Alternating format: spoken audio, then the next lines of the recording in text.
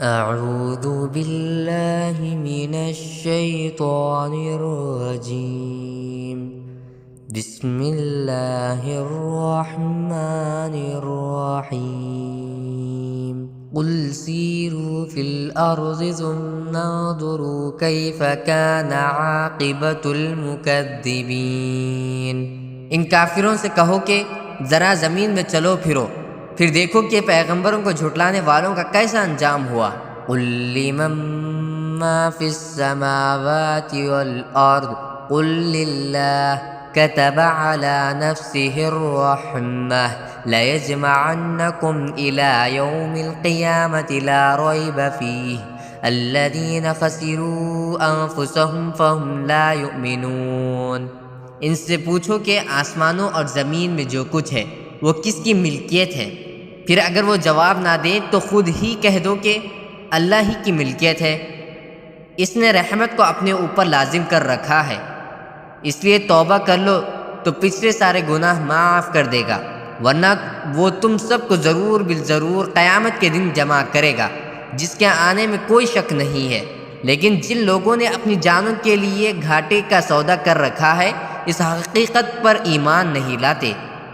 وَلَهُ مَا سَكَنَ فِي اللَّيْلِ وَالنَّهَارِ وَهُوَ السَّمِيعُ الْعَلِيمُ۔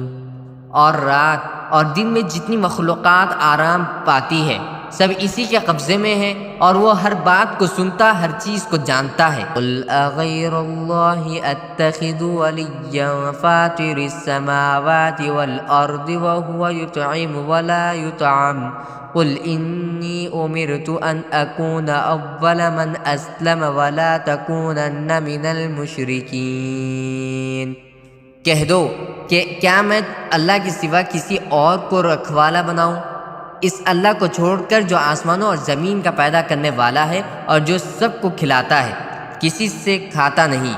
کہہ دو کہ مجھے یہ حکم دیا گیا ہے کہ فرما برداری میں سب لوگوں سے پہل کرنے والا میں بنو اور تم مشرکوں میں ہرگز شامل نہ ہونا۔ قل انی اخاف ان عصیت ربی عذاب یوم عظیم۔ کہہ دو کہ اگر میں اپنے پروردگار کی نافرمانی کروں تو مجھے ایک زبردست دن کے عذاب کا خوف ہے۔ من یصرف عنہ یومئذ فقد رحمہ وذلک الفوز المبین۔ جس کسی شخص سے اس دن وہ عذاب ہٹا دیا گیا اس پر اللہ نے بڑا رحم کیا اور یہی واضح کامیابی ہے۔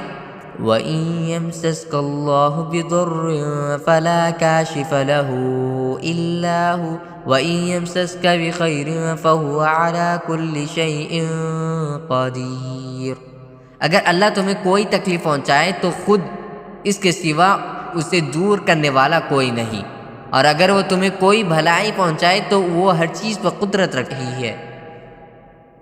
وَهُوَ الْقَاهِرُ فَوْقَ عِبَادِهِ وَهُوَ الْحَكِيمُ الْخَبِيرُ۔ اور وہ اپنے بندوں کے اوپر مکمل اقتدار رکھتا ہے اور وہ حکیم بھی ہے، پوری طرح باخبر بھی۔ قُلْ أَيُّ شَيْءٍ أَكْبَرُ شَهَادَةً قُلِ اللَّهُ شَهِيدٌ بَيْنِي وَبَيْنَكُمْ وَأُوحِيَ إِلَيَّ هَذَا الْقُرْآنُ لِأُنذِرَكُمْ بِهِ وَمَنْ بَلَغَ أَإِنَّكُمْ لَتَشْهَدُونَ أَنَّ مَعَ اللَّهِ آلِهَةً أُخْرَى قُلْ لَا أَشْهَدُ قُلْ إِنَّمَا هُوَ إِلَٰهٌ وَاحِدٌ وَإِنَّنِي بَرِيءٌ مِّمَّا تُشْرِكُونَ۔ کہو کون سی چیز ایسی ہے جو کسی بات کی گواہی دینے کے لیے سب سے اعلیٰ درجے کی ہو؟ کہو اللہ اور وہی میرے اور تمہارے درمیان گواہ ہے، اور مجھ پر یہ قرآن وحی کے طور پر اس لیے نازل کیا گیا ہے تاکہ اس کے ذریعے میں تمہیں بھی ڈراؤں اور ان سب کو بھی جنہیں یہ قرآن پہنچے۔ کیا سچ مچ تم یہ گواہی دے سکتے ہو کہ اللہ کے ساتھ اور بھی معبود ہیں؟ کہہ دو کہ میں تو ایسی گواہی نہیں دوں گا۔ کہہ دو کہ وہ تو صرف ایک خدا ہے، اور جن جن چیزوں کو تم اس کی خدائی میں شریک ٹھہراتے ہو میں ان سب سے بیزار ہوں۔ الذین آتیناہم الکتاب یعرفونہ کما یعرفون ابناءہم الذین خسروا انفسہم فہم لا یؤمنون۔ جن لوگوں کو ہم نے کتاب دی ہے وہ ان کو یعنی خاتم النبیین صلی اللہ علیہ وسلم کو اس طرح پہنچاتے ہیں جیسے وہ اپنے بیٹوں کو پہنچاتے ہیں، پھر بھی جن لوگوں نے اپنی جانوں کے لیے گھاٹے کا سودا کر رکھا ہے وہ ایمان نہیں لاتے۔